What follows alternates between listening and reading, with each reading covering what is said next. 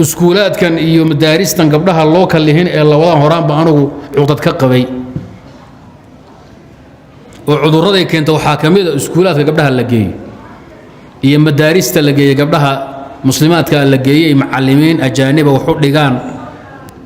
ama muslim ha noqdo ama gaal ha noqdo dibkiisa waxa kamid ah koow gabadha waxa ka dhinta sariigta iyo xishoodka waa cudurka koobaad ay gabadhu meesha ka soo qaato gabadha dugsi quraan bas la geeyay ama aabaheed iyo waalid wax bareen guriga ku joogta iyo mid iskuul ka soo baxay isku xurmo ma aha isku xishood ma aha isku sariig ma aha isku danqasho ma aha wadooyinkay kugu jiirahayeen xabadkay kugu qaad inaad ka leexato ma ka leexan maaya ayaga cambi iyo moos ruugha iyo taqsiinsan bay ka hor iman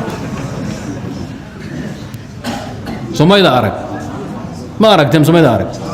ayagoo yul oo buuqi oo dagaalami ay ku jiiri 20 jir ah gashaantiya ah iskuulka cudurka ka soo qaadeen ayadoo yaro 6 jir la geeyay ilaa 23 ba halka in kuray dhex boodaysay iyo iskuul iyo macallin iyo balaayo xishoodki iyo dareenko dhan ba ka tagay waa cudurka u yaray qabaan way anu hadda waxa raan idin dhihi maayo laakiin anu cudurkan qabaan idin sheegay dareenkan ka qabo